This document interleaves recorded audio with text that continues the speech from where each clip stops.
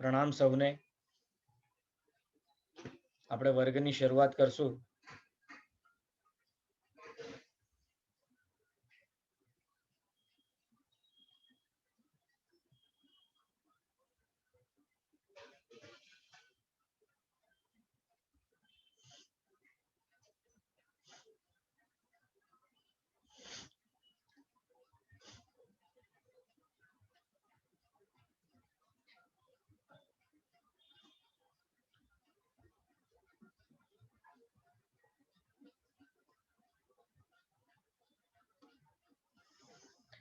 नमो अरिहंताणं, नमो सिद्धाणं, नमो आयर्याणं, नमो उवज्जायाणं, नमो लोये सव्वसाहुणं। एसो पंच नमुक्कारो सव्वपावपणासनो, मंगलाणं च सव्वेसिं पठमं हवै मंगलम्। राष्ट्र संत जगच्छाधिपति परम पूज्य आचार्य भगवंत गुणसागर सुरेश्वर जी महाराज साहेब चरणों में कोटि कोटि वंदना करशु।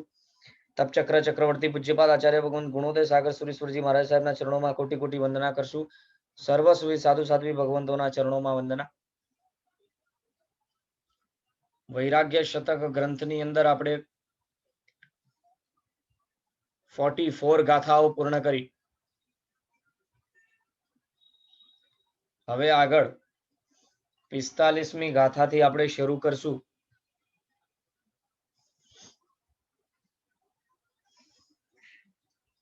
वैराग्य शतक ग्रंथनी अंदर आपणे संसारનું स्वरूप जुदा जुदा उदाहरणों आपी समझावे छे। अने त्यां संसारनी अंदर संबंधो केवा छे, वस्तुओ केवी छे, चार गतिओ केवी छे, ते बधा जुदा जुदा विषयों प्रत्येનું स्वरूप આપણને समझावे छे। तो 45મી गाथाનો उच्चार लई अने पछी आपणे आगळ विषयमां वधशुं। उच्चार आ प्रमाणे संजराग जल बुब्बु ओवमे जीवियेय जल बिंदु चंचले जुव्वणेय नैवेग सन्निभे पाव जीव किमियम न बुज्जसी। फरी एक बार संजरागल जल बुब्बु ओवमे जीवियेय जल बिंदु चंचले जुव्वणेय नैवेग सन्निभे पाव जीव किमियन्न बुज्जसी।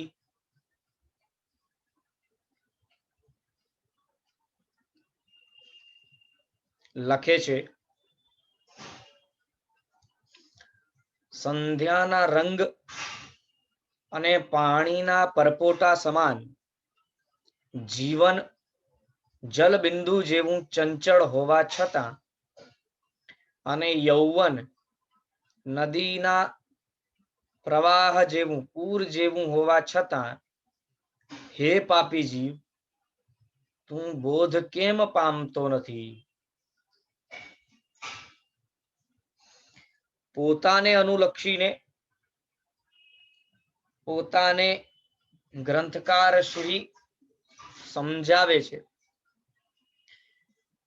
अने एम पोताने समझाववानी साथे ग्रंथनु जे अध्ययन करे छे तेने पण समझावे छे। अहीं हे पापी जीव आ ग्रंथकार श्री बीजाओने नथी कहेता, पोताने कहे छे कि हे पापी जीव तू केम बोध पामतो नथी।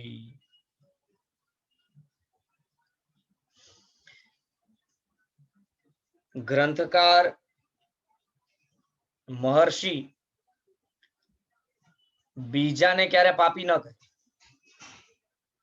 માટે પોતાને અનુલક્ષીને પોતાને સમજાવે છે, જાગૃત કરે છે. અને જે ગ્રંથ વાંચે છે, જે ગ્રંથનું અધ્યયન કરે છે, તેને પણ પોતા માટે સમજી લેવાનું છે. હવે અહીં આ ગાથાની અંદર જીવનને હજી જુદા જુદા ઉદાહરણો આપીને સમજાવે છે. સર્વપ્રથમ જીવનને સંધ્યાના રંગ જેવું કહ્યું. હવે અહીંયા સંધ્યાના રંગ જેવું એટલે શું? બે વખત અહોરાત્રિમાં બે વખત સંધ્યા કાળ પડે. જ્યાં દિવસ અને રાત્રિની સંધિ થતી હોય તેને સંધ્યા કાળ કહેવાય. એટલે કે સૂર્ય ઉદય હજી થયો ના હોય પણ થવાની તૈયારીમાં હોય, અને સૂર્ય અસ્ત સંપૂર્ણ થયો ન હોય, થવાની તૈયારીમાં હોય, ત્યારે આકાશની અંદર લાલાશ પીડાશ જેવું રંગ છવાઈ જાય. લાલ પીળો ઓરેન્જ એવો રંગ છવાઈ જાય છે.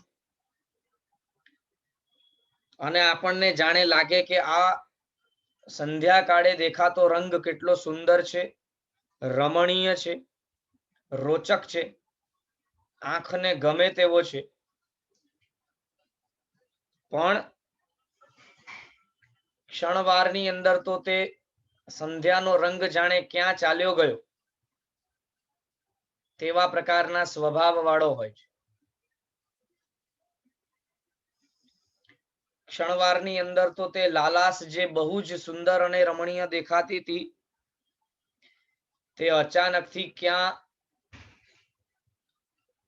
ગાયબ થઈ ગઈ. તે સંધ્યાના રંગો અચાનકથી ક્યાં વિલીન થઈ ગયા તે ખબર જ ન પડી. સંસારની અંદર ભમી રહેલા જીવોનું જીવન પણ આવું જ છે, સંધ્યાના રંગ જેવું. રમણીય દેખાતો એવો સંસાર અને સંસારનું જીવન પલવારમાં ક્યાં વિલીન થઈ જાય છે તે ખબર પડતી જ નથી.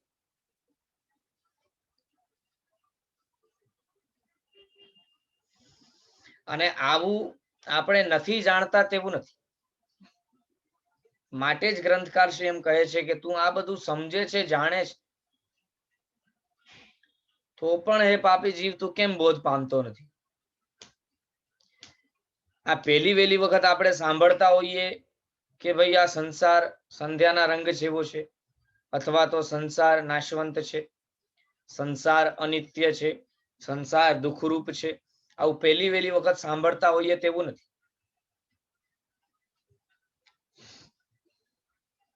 આ ભવમાં પણ સાંભળ્યું હોય અને પેલા જૂના ભવોમાં ન સાંભળ્યું હોય એવું પણ નથી. ઘણા ઘણા પૂર્વમાં જે ભવો થઈ ગયા તે ભવોની અંદર પણ અવશ્ય આપણે આ વાતો સમજ્યા હશું, સાંભળી હશે. પણ અટકી ક્યાં ગયા? તો કહે છે વાતો સાંભળી, સમજણમાં પણ આવી, પણ તે હૃદયમાં અંકિત થઈ નહીં. અને જ્યાં સુધી આ વાત હૃદયમાં અંકિત થતી નથી, જ્યાં સુધી આ પરમાત્માના વચનો ઉપર અનુભવ પૂર્વકની શ્રદ્ધા આવતી નથી, ત્યાં સુધી આપણે જીવનમાં સંસારને કેટલું પણ દુઃખરૂપ જાણી લઈએ, છેવટે આપણે સંસાર પાછળ જ દોડીએ છીએ. બીજા નંબરમાં જીવનને પાણીના પરપોટા જેવું કીધું. પાણીમાં પરપોટો બધાએ જોયો જ હશે. જ્યારે આપણે પાણી ઉકાળવા મૂકીએ છીએ ત્યારે પાણી ઉકળતા ઉકળતા ઉકળતા ઉકળતા એક સમય એવો આવે કે પાણીની અંદર બબલ્સ થાય, બબલ્સ, તેને પરપોટો કહેવાય. એ પાણીની અંદર થતા બબલ્સ પણ જાણે આપણને દેખતા સમયે આકર્ષિત કરે. બહુ સુંદર લાગે. પણ તે પરપોટો કેટલી વાર સુધી ટકે? પાણીની અંદર પરપોટો બને અને પાણીના સતહ ઉપર આવતા, પાણીના સપાટી ઉપર આવતાની સાથે જ તે પરપોટો ફૂટી જાય. પાણીની અંદર રહેલી હવા પરપોટા રૂપ બને. એટલે પાણીની અંદર હવા હોય તો એ પાણીની અંદર રહેલી હવા જ્યાં સુધી પાણીમાં છે ત્યાં સુધી પરપોટામાં પેક હોય, અને જેવું એ પરપોટો ઉપર આવીને સપાટી ઉપર આવે એટલે ફૂટી જાય. આપણું જીવન પણ આવું જ છે. અને આવા તો કેટલા પરપોટા આપણે જીવનના ફોડી નાખ્યા. અર્થાત ભૂતકાળની અંદર આવા તો કેટલા આયુષ્ય આપણે વેડફી નાખ્યા. વળી આપણે જાણીએ છીએ કે જીવન પરપોટા જેવું છે, સંધ્યાના રંગ જેવું છે. આપણે એ પણ જાણીએ છીએ કે ત્રીજા નંબરમાં આને કહે છે જલ બિંદુ જેવું ચંચલ. જલ બિંદુ જેવું ચંચલ અર્થાત કોઈ ફૂલ કે પાંદડા ઉપર જ્યારે જલ બિંદુ ફૂટેલો હોય તેને જોઈને આપણને લાગે કે બહુ સુંદર દેખાય, આપણને આકર્ષિત કરે. પણ તે જલબિંદુ કઈ જાજો ટકે નહીં. તે જ રીતે આપણું જીવન પણ ક્યાં જાજો ટકે છે. અને જલબિંદુ સમાન આ જીવન ચંચળ, તેમાં પણ યુવાની તો નદીના પૂર જેવી.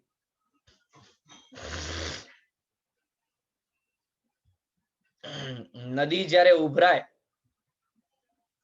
અથવા તો ઉભરાયા વિનાની પણ નદી છે, તે નદીની અંદર જે પાણી હોય તે નદીની અંદર વહેતા પાણીમાં એક પાણી જે પાણી વહી રહ્યું છે તેમાં તમે પગ મૂકો એટલે બીજી વાર એ જ પાણીમાં તમે ક્યારે પગ મૂકી ન શકો. કેમ કે નદી છે એટલે એ પાણી તો આગળ વહી ગયું. ફરી પાછળ તમે પગ મૂકો છો ત્યાં તો બીજું પાણી છે. કહેવાનું તાત્પર્ય શું કે નદીની અંદર જેમ પાણી સતત વહેતું જ જાય, વહેતું જ જાય, વહેતું જ જાય, તે રીતે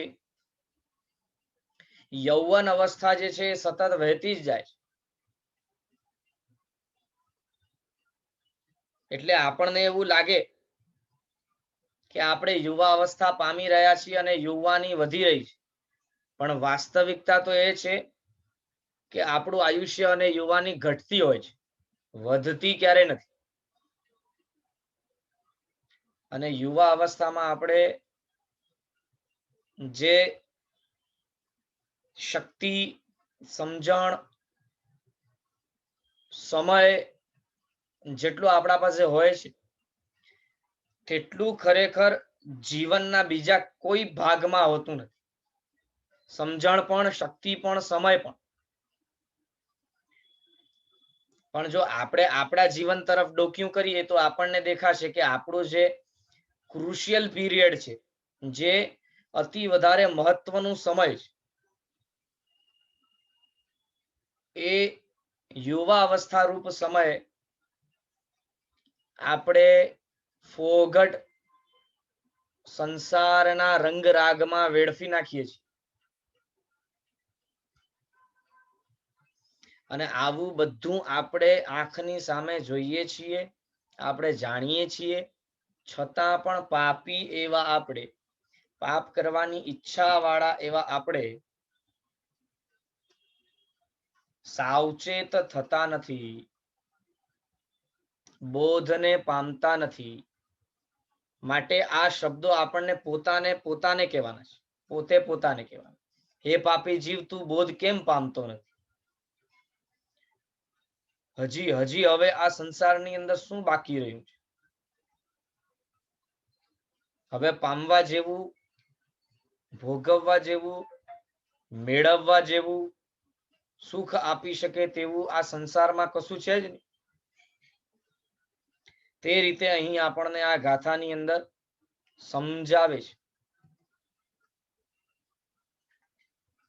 ત્યારબાદ 46મી ગાથા 46,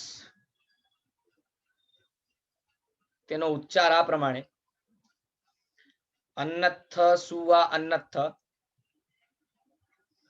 ગોહિણી પરિયણોવી અન્નત્થ ભૂય બલિવ્વ કુડુંબમ પખિત્તમ હય કયંતેણ. ફરી એકવાર: અન્નત્થ સુવા અન્નત્થ ગોહિણી પરિયણોવી અન્નત્થ ભૂય બલિવ્વ કુડુંબમ પખિત્તમ હય કયંતેણ. હય કયંતેણ. લખે છે: હા, નિંદનીય એવા યમે. હા એટલે આશ્ચર્યકારક અર્થમાં અહીં અવ્યયને વાપર્યું છે. જેમ આપણે કહ્યું ઓ માય ગોડ, હે ભગવાન, તે રીતે હા એમ આશ્ચર્યકારક અવ્યય વાપરીને બતાવે છે કે હા, નિંદનીય એવા યમે ભૂતને ફેંકાતા બલીની જેમ પુત્રને અન્યત્ર, પત્નીને અન્યત્ર અને સ્વજનોને પણ અન્યત્ર એ પ્રમાણે કુટુંબને છૂટું છૂટું ફેંક્યું છે. સ્પષ્ટ કર્મોનો સિદ્ધાંત અહીં આપણને સમજાવવા માંગે છે. અહીં યમ એટલે મૃત્યુ પકડવાનું છે. વાસ્તવમાં કોઈ યમરાજ જેવો વ્યક્તિ છે જ નહીં, પણ અહીં યમ એટલે મૃત્યુને સમજવાનું છે. એમ ઉદાહરણ સમજાવતા, ઉપનયથી સમજાવતા આપણને કહે છે કે જેની નિંદા કરવી જોઈએ એવા એ યમરૂપ મૃત્યુએ, જેની નિંદા કરવી જોઈએ એવા એ યમરૂપ મૃત્યુએ પુત્રને, પત્નીને, માતાને, પિતાને, જે પણ સ્વજનો આપણા છે તે બધા સ્વજનોને આપણાથી કોઈક અન્ય ક્ષેત્રમાં જ ફેંકી દીધા છે, મૂકી દીધા છે. કઈ રીતે? જેમ કોઈ ભૂત પિશાચને આપણે બલી ફેંકતા હોય અને ત્યાં આપણા હાથની અંદર રહેલા એ જવ હાથમાં જ ભેગા જ, પણ જ્યારે ફેંકાય છે ત્યારે એ બધા જવ જઈને જુદે જુદે ઠેકાણે પડે છે. કોઈ પણ પ્રકારની આપણી જ્યારે બલી આપતા હોઈએ, બલી એટલે અહીંયા બલી એટલે બરાબર કોઈક જીવની હિંસા કરવી તેને જ બલી કહેવાય તેવું નહીં સમજવું. બલી એટલે કોઈકને પણ ભોગનું અર્પણ કરવું, તેને બલી કહેવાય. તો જ્યારે કોઈક ભૂતને, પિશાચને બલી અર્પણ થતી હોય ત્યારે હાથમાં રહેલા જવ હાથમાં હોય ત્યાં સુધી ભેગા છે, પણ તે જ જવને જ્યારે આપણે ફેંકીએ ત્યારે તે જવ અલગ અલગ ઠેકાણે જુદા જુદા સ્થળ જુદા જુદા ક્ષેત્રમાં જઈને પડે છે.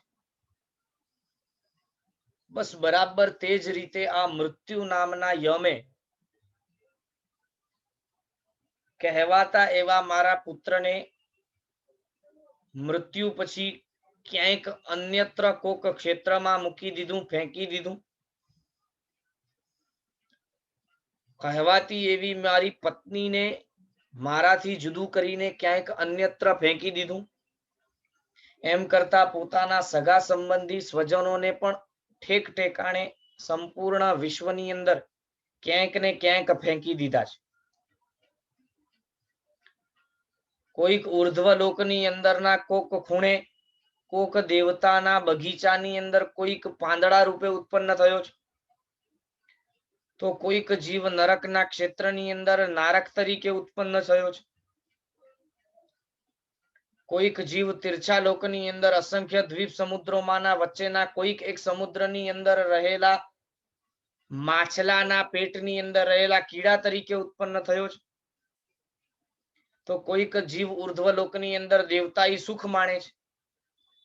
આ રીતે કુટુંબી જન સ્વજન કહેવાતા એવા આપણે બધા વાસ્તવમાં તો એકબીજાના સાથે ક્યારે કાયમે રહી શકવાના જ નથી.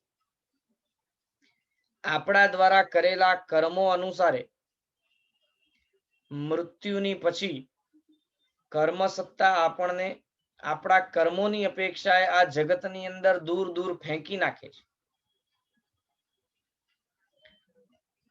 તો કઈ દિશામાં મૃત્યુ પામીને આપણે જવાના છીએ તે પણ આપણને કશી જ ખબર નથી.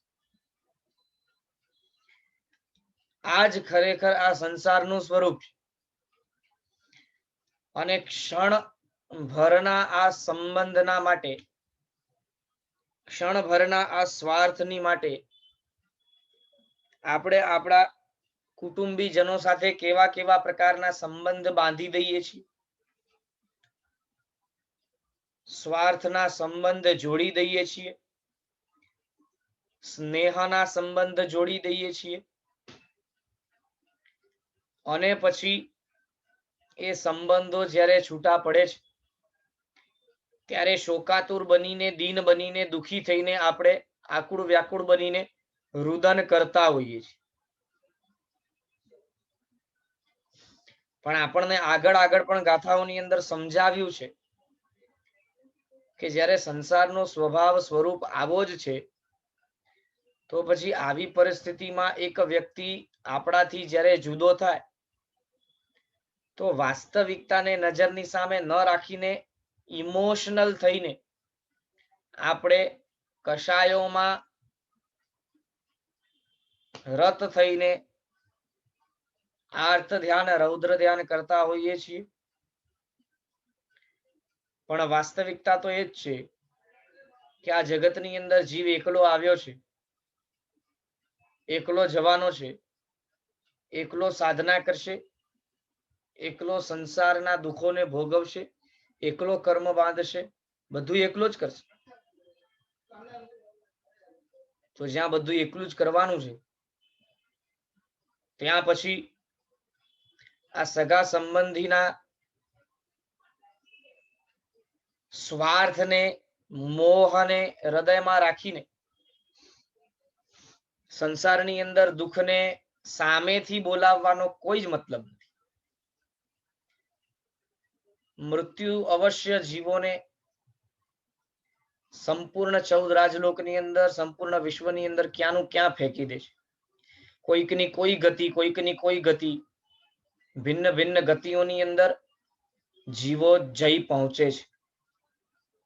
આવું જ આ વાસ્તવિક સ્વરૂપ સંસારનું બતાવ્યું છે.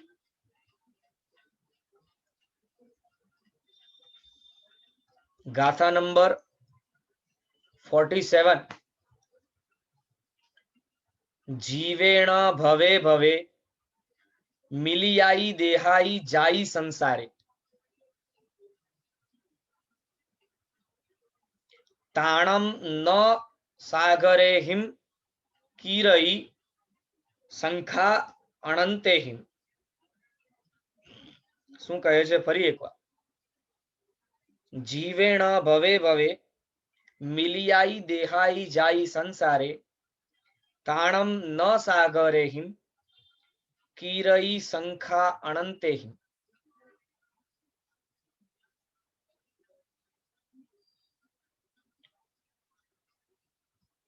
અહીં કહેવા માંગે છે સંસારમાં ભવે ભવે જે શરીરો જીવો વડે પ્રાપ્ત કરાયા છે. શું કહે છે? સંસારમાં ભ્રમણ કરતા કરતા કરતા કરતા આપણા જેવા એક જીવે ભૂતકાળનું જેટલું પણ ભ્રમણ છે તે સંપૂર્ણ ભ્રમણની અંદર જેટલા શરીરો પ્રાપ્ત કરાયા છે જીવ દ્વારા, આપણે જેટલા એક જીવે શરીરો પ્રાપ્ત કર્યા છે તેની સંખ્યા અનંત સાગરોપમથી કરી શકાતી નથી. શું કહે છે? અનંત સાગરોપમથી કરી શકાતી નથી એટલે શું? હવે અહીંયા કદાચ સાગરોપમ આદિની વ્યાખ્યા કોકને ખબર હોય, કોકને ન પણ ખબર હોય. આપણા અહીંયા શાસ્ત્રોની અંદર સમયનું વર્ણન કર્યું. ત્યાં સમયનો એટલે કે ટાઈમનો, કાળનો નાનામાં નાનો વિભાગ જેનો બીજો કોઈ વિભાગ ન થઈ શકે તેવા પ્રકારના કાળના નાનામાં નાના વિભાગને એક સમય કહેવામાં આવ્યો છે. હવે એવા એક સમયને જો આપણને કલ્પનામાં લેવું હોય ને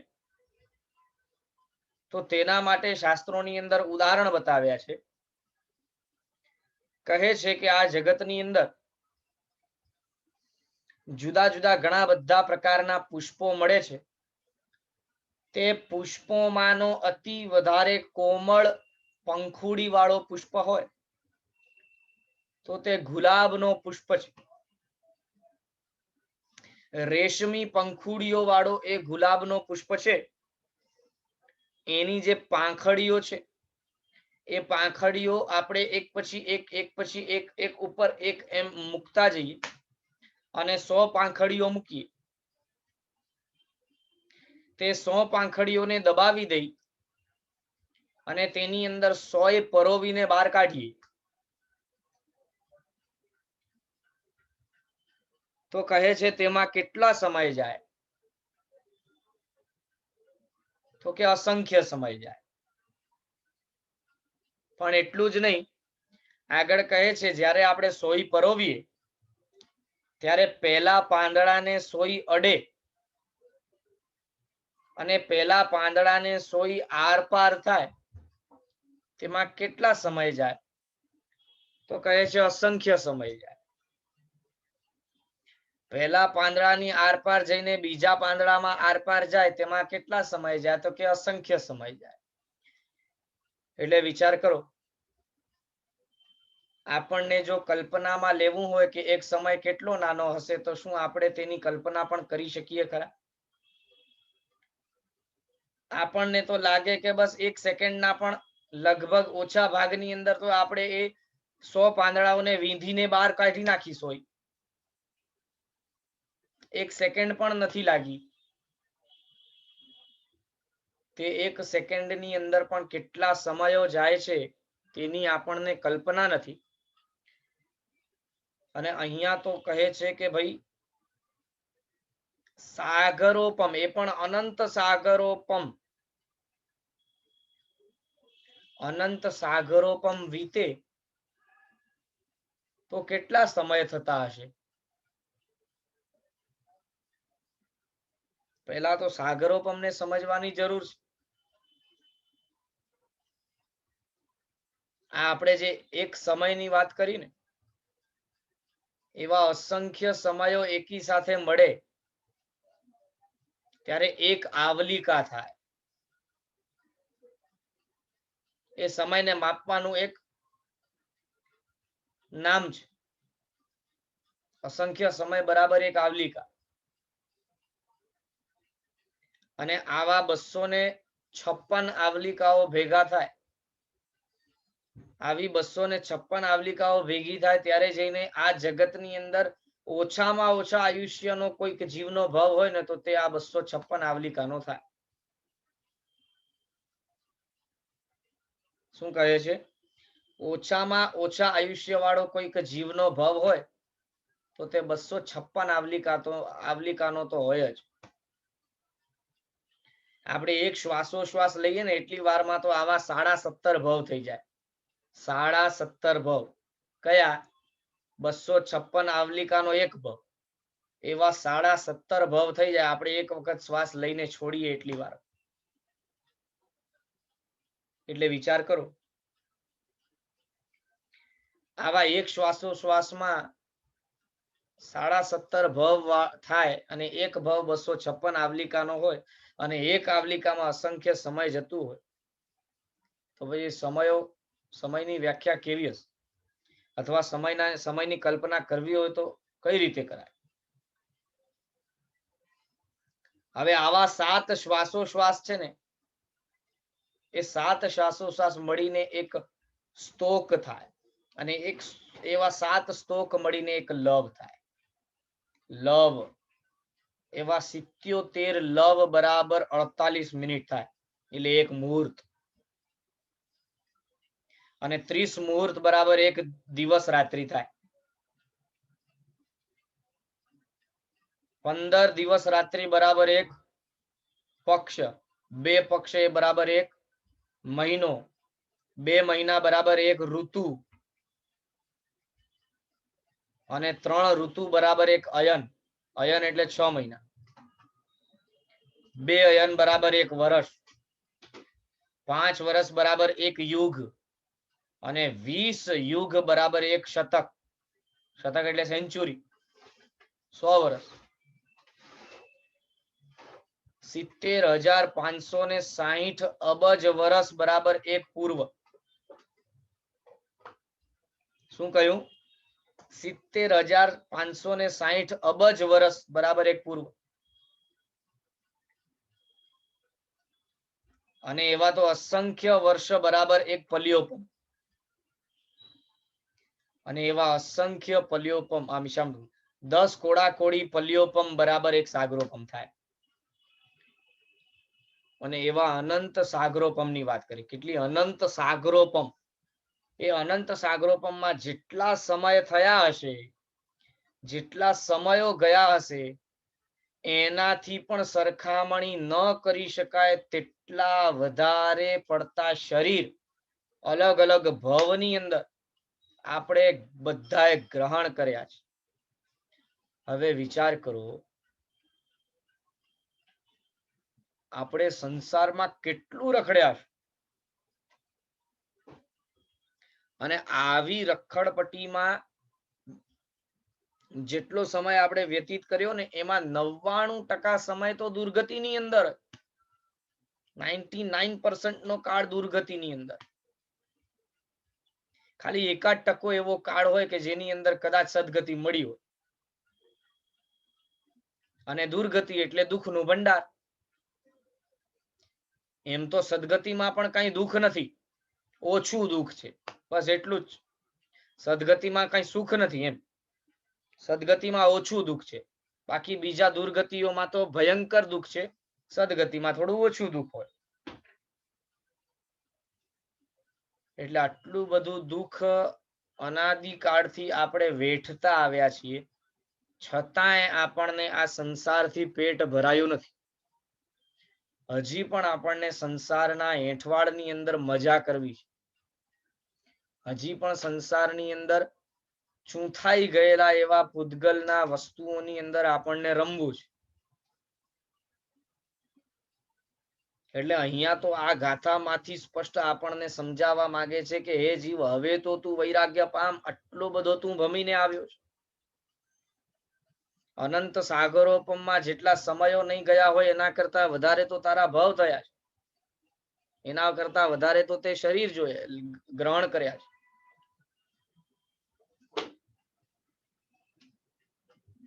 હવે એક ભવની અંદર છે ને ઓછામાં ઓછા 3 શરીર તો હોય.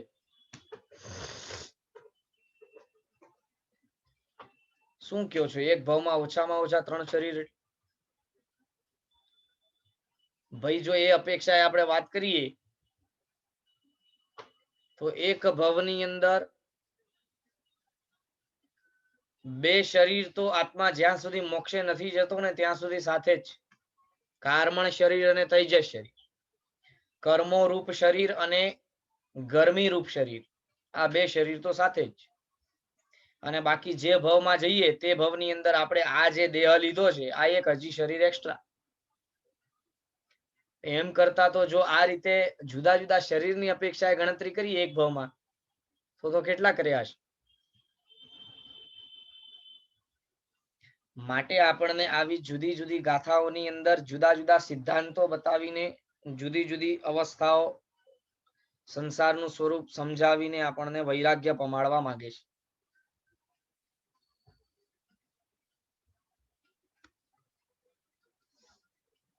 આગળ ગાથા નંબર 48 48. નયણોદયમ પીતાસિમ સાગર સલીલાઓ બહુયરમ હોઈ ગલિયમ રૂયમાણીણમ માઉણમ અન્નમન્નાણમ. ફરી એકવાર. નયણોદયમ પીતાસિમ સાગર સલીલાઓ બહુયરમ હોઈ ગલિયમ રૂયમાણીણમ માઉણમ અન્નમન્નાણમ. કહે છે અન્ય અન્ય જન્મોમાં મળેલી માતાઓના આપણે જે ભવ કર્યા હોય. જો અહીંયા તો હવે એક વસ્તુ સમજવાની એ પણ છે બધા જ ભવની અંદર માતા મળે જ એવો કોઈ નિયમ નથી. કેમ કે જેટલા પણ જીવો સમૂર્છિમ રીતે ઉત્પન્ન થાય છે તેમની કોઈ માતા હોતી નથી. અને આ જગતની અંદર એકેન્દ્રિયથી કરીને અસંગની પંચેન્દ્રિય સુધીના બધા જ જીવો સમૂર્છિમ રીતે ઉત્પન્ન થાય છે. હવે આ સમૂર્છિમ શું છે એ સમજવું હોય તો એના વિષયમાં પણ આપણે વાત કરશું. પેલા ગાથા પૂરી કરી લઈએ. અન્ય અન્ય જન્મોમાં મળેલી માતાઓના નયનમાંથી રડતા સમયે રડતી નહીં રડતી અન્ય અન્ય જન્મોમાં મળેલી માતાઓના નયનમાંથી રડતા સમયે વહેલું જલ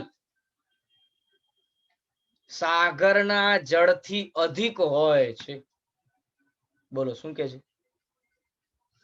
અન્ય અન્ય જન્મોમાં મળેલી માતાઓના નયનમાંથી રડતા સમયે વહેતું જલ પણ સાગરના જળથી અધિક હોય છે. બોલો એક સમુદ્રની અંદર જલ કેટલું? આપણે કદાચ કોઈ સમુદ્રના કાંઠે જઈએ અને સમુદ્રનો બીજો છેડો ગોતવા જઈએ તો ક્યારે લભે? દૂર દૂર સુધી બીચ ઉપર ઉભા રહીને આપણે જ્યારે નજર ફેરવીએ તો ક્યાંક બીજો છેડો દેખાતો જ ન હોય. પાણી જ પાણી પાણી જ પાણી બધે ઠેકાણે. હવે આવા સમુદ્રની અંદર પાણી કેટલું? તેમાં કહે છે રડતી એવી માતાઓના નયનમાંથી નીકળતા આંસુ. હવે માતા કઈ આખો દિવસ થોડી રડતી હોય. એમાં પણ વળી માતા મળે અમુક જ ભવ. બધા ભવોની અંદર તો મળે જ નહીં.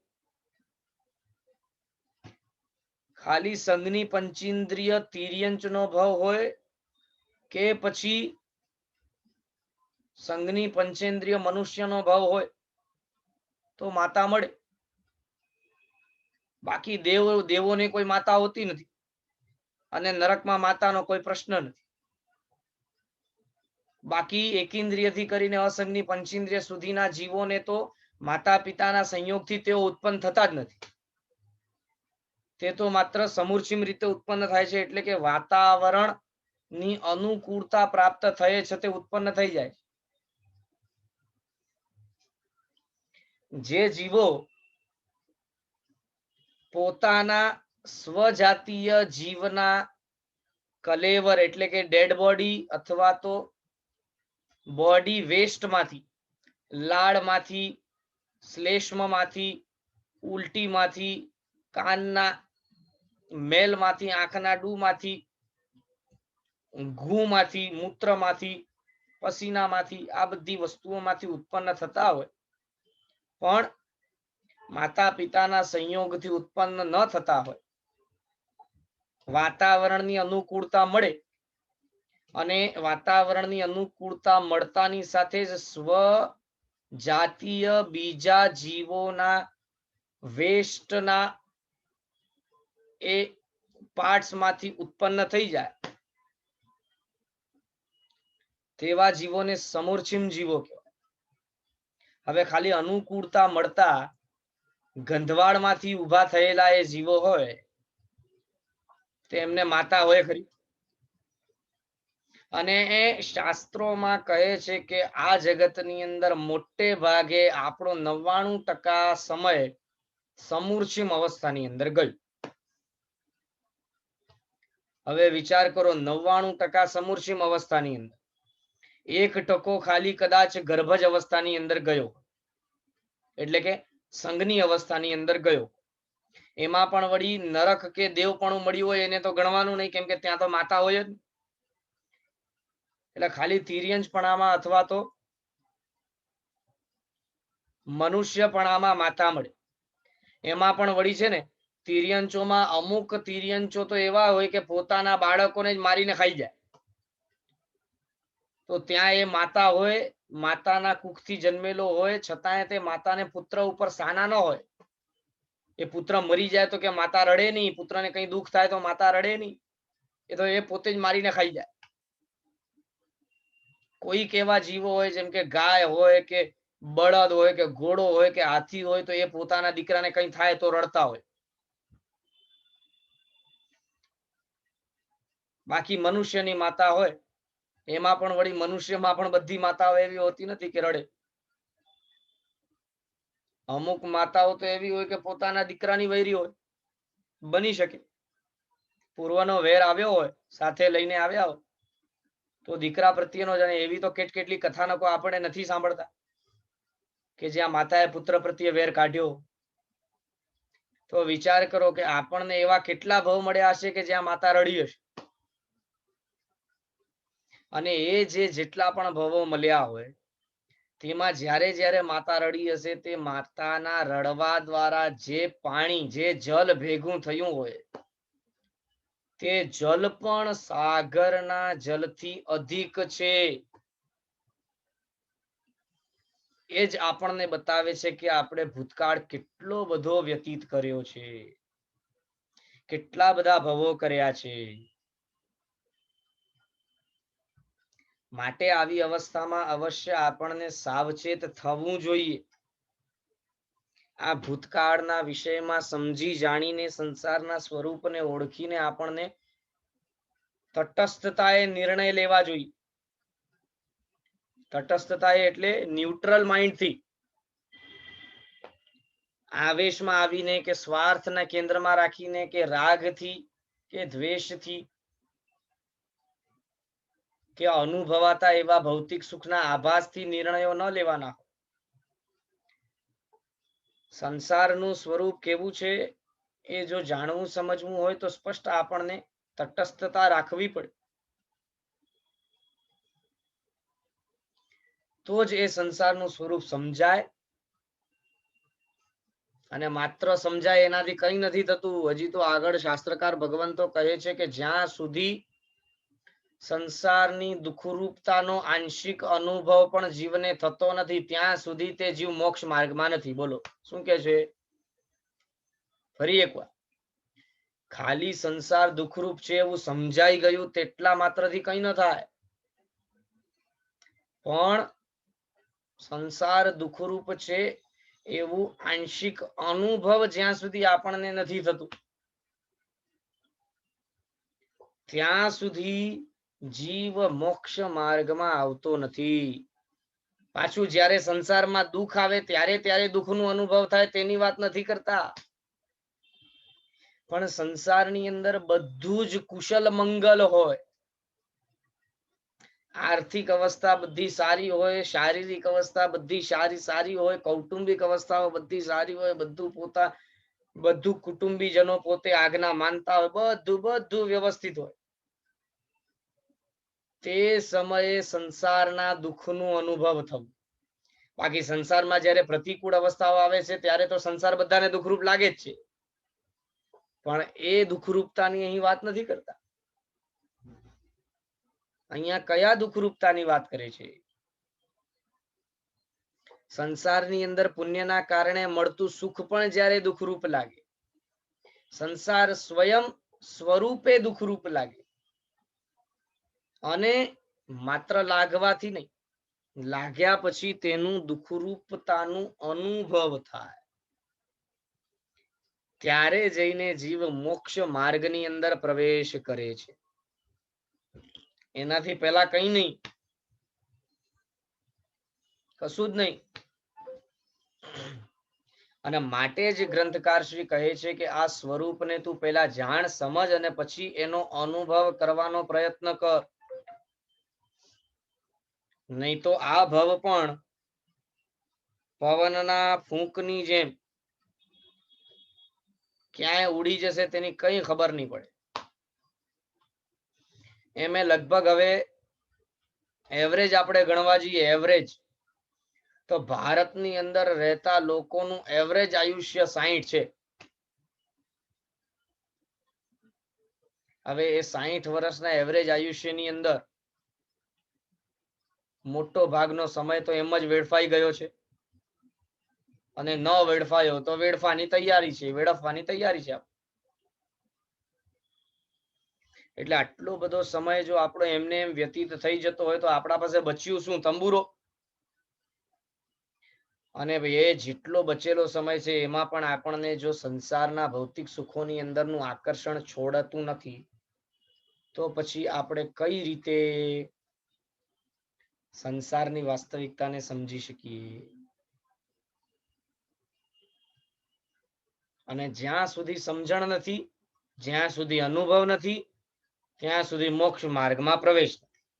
અને જ્યાં સુધી મોક્ષ માર્ગમાં પ્રવેશ નથી ત્યાં સુધી સંસારની લિમિટ આવતી નથી, એટલે કે સંસાર કપાતો નથી. અને જ્યાં સુધી સંસાર કપાતો નથી ત્યાં સુધી દુઃખની પરંપરા ચાલુ છે. એટલે જો દુઃખથી મુક્ત થવું હોય તો અવશ્ય સંસારની વાસ્તવિકતા સમજવી પડશે, એને ઓળખવું પડશે, અને ઓળખીને અનુભવમાં પણ લેવું પડશે. તો જ આપણને મુક્તિ તરફ આગળ વધવાનો ચાન્સ મળી. આટલા વિષયમાં કોઈને પણ કોઈ પણ પ્રશ્ન હોય તો આપ પૂછી શકો છો, હેન્ડ રેઝ કરી શકો છો. જો પ્રશ્ન નહીં હોય તો આપણે 49મી ગાથા તરફ આગળ વધશું. ચલો જલ્દી ફટાફટ જેમને પણ પ્રશ્ન હોય તો હેન્ડ રેઝ કરજો. મંજુબેન બોલો. ગુરુજી પ્રણામ. પ્રણામ. મને કાર્મણ શરીરનું જરાક સમજો. આપણે સંસારની અંદર ભ્રમણ કરતા સમય જે કર્મ બાંધીએ છીએ તે કર્મ આવીને આત્મા ઉપર ચોંટે છે.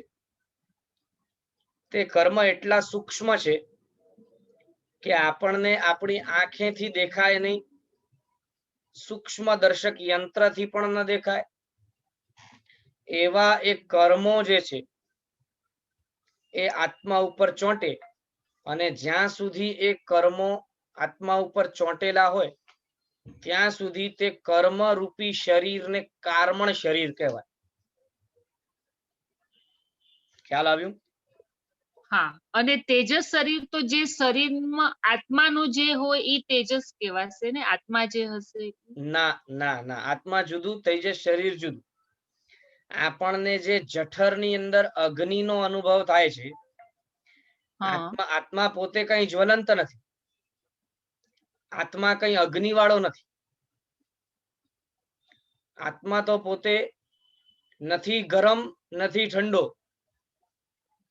તો જે ઉષ્ણતા, જે ગરમાટાનું અનુભવ આપણને આપણા જઠરની અંદર થાય છે, એ એકચ્યુઅલીમાં આપણું આખો અગ્નિરૂપ શરીર છે, જેના કારણે આપણને આખા શરીરની અંદર બધે ઠેકાણે જ્યાં પણ આપણે આપણા શરીરને ટચ કરીએ તો ત્યાં આપણને થોડી ગરમી નું ખ્યાલ આવે કે ભાઈ તારું શરીર તપે છે, બરાબર છે. આપણા માથા ઉપર પણ હાથ રાખીએ તો ઠંડીની સિઝનમાં પણ માથું તપતું તો હોય જ થોડું થોડું. તે શેના કારણે? તો કે એ આખા જે શરીરની અંદર છે ને, તેજસ શરીર આખો બીજો ફેલાયેલો છે. અને એ તેજસ શરીર ન હોય ને તો ઠંડીની સિઝનમાં આપણો શરીર ઓટોમેટિકલી વધારે ગરમ ન રહે, અને ગરમીની સિઝનમાં ઓટોમેટિકલી શરીર ઠંડો ન થાય અથવા પસીના વગેરે છૂટી ન શકે. એટલે આપણા શરીરની અંદરનું ટેમ્પરેચર જે એડજસ્ટ થાય ને, તે આ તેજસ શરીરના કારણે. ઓકે, ખ્યાલ આવ્યો. આભાર. હા, જી જી જી, આભાર. નીતાબેન બોલો. પ્રણામ ગુરુજી. હાજી. હા, આપણે અનંત ભાવ કર્યા, હા, તો ઈ બધા માટે ન હોય એમ, કોઈના ઓછા પણ હોય, કોઈના વધારે પણ હોય ને? નહીં, એવું નથી, બધાના અનંત હોય જ. કેમ? તો આપણે કહીએ છીએ મરુદેવા બે જ થયા, એક જ થયો એમ. નહીં નહીં નહીં નહીં, એ તો ખાલી વ્યવહાર રાશિમાં આવી ગયા એની પછીની અપેક્ષા. પણ જ્યાં સુધી તેઓ વ્યવહાર રાશિમાં નિગોદના બી ગણના. હે શું કહો છો? નિગોદના ગણવાના એમ. હાજી હાજી, ચોક્કસ ચોક્કસ. કેમ કે નિગોદની અવસ્થા નિગોદ ભાવ પણ ગણવાના એમ. હા, બરાબર છે. નિગોદમાં અવ્યવહાર રાશિની અંદર આપણે જે ભવો કર્યા છે, તે ભવોની પણ ગણના તો આપણને અવશ્ય કરવાની રહેશે જ. કેમ કે એવું નથી કે મરુદેવા માતા તરીકે થયા એની પહેલાનો એમનો જે કેળના ભવ તરીકેનો એમની જે અવસ્થા છે, એ અવસ્થામાં એમનો નવો આત્મા તે સમયે જન્મ્યો, તો એવું તો નથી. એટલે કેળના ભવની અંદર જ એમનો આત્મા મરુદેવા તરીકે જે થયો, એની પહેલા કેળનો ભવ જે હતો, તે કેળના ભવની અંદર જે આત્મા છે, તે નવો જન્મ્યો છે આ જગતની અંદર. એની પહેલા આત્મા આ જગતમાં હતો જ નહીં, એવું તો નથી. આત્મા તો અનાદિકાળથી છે, એટલે આત્મા છે ત્યાં સુધી એટલે નિગોદમાં હતા ઈ પણ કહું. હા, એટલે નિગોદની અંદર અવ્યવહાર રાશિના જેટલા અનંત ભવો થયા તેની પણ ગણના તો આવશે. એટલે ઓટોમેટિકલી કોઈ પણ જીવ હોય તેની અનંત ગણના તો ઓટોમેટિક આવી. બાકી મરુદેવા માતા જેવા જીવો પણ કે જે વ્યવહાર રાશિમાં આવી અને પછી અમુક જ ભવ કરે, એવા જીવો પણ અમુક જ છે. આંગળીના વેઢે આપણે ગણી લઈએ એટલા જ. બાકી મોટે ભાગે તો જીવો અનંતા ભવો કરે જ, વ્યવહારમાં આવ્યા બાદ પણ. બરાબર. આભાર ગુરુજી. હાજી હાજી. હા, આભાર. ચલો, હજી કોઈને કોઈ પ્રશ્ન છે?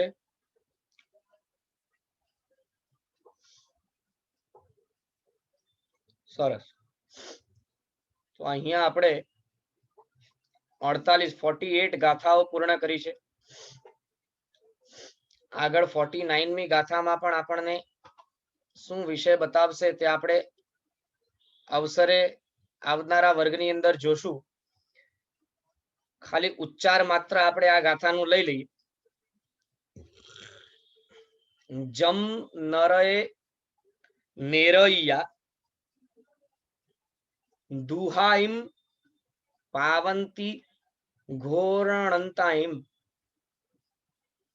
તત્તો અનંત ગુણિયમ નિગોય મજ્જે દુહમ હોઈ.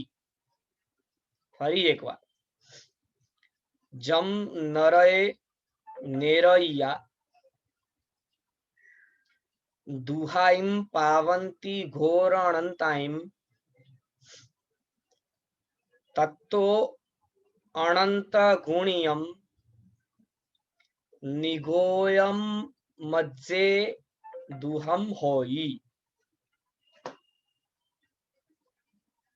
આ જે ગાથા છે 49મી તે 49મી ગાથાનો અર્થ અને તેની સમજણ આવનારા વર્ગની અંદર આપણે લેતા જશું। આગળ આગળ હજી ગાથાઓમાં વિશેષ વિશેષ વાતો આપણને બતાવતા જશે। હજી નવા નવા જુદા જુદા ઉદાહરણ તરીકે સંસારનું સ્વરૂપ બતાવતા જશે અને વૈરાગ્યથી હજી આપણને ભરપૂર એવા ઉદાહરણો આપી અને વિરક્ત આપણે સંસારથી થઈએ તેવો પ્રયાસ ગ્રંથકાર શ્રી આ ગ્રંથની અંદર કરે છે। ચલો હવે આજ માટે આપણે અહીં પૂર્ણ કરશું। જીનાજ્ઞા વિરુદ્ધ બોલાયું હોય તો મિચ્છામિ દુક્કડમ। સર્વમંગલ માંગલ્યમ સર્વકલ્યાણ કારણમ પ્રધાનમ સર્વધર્માણામ જૈનમ જયતિ શાસનમ જીન શાસન દેવ કી જય। પ્રણામ પ્રણામ બધા। આભાર નીરવભાઈ। હાજી આભાર। આભાર સ્વામી।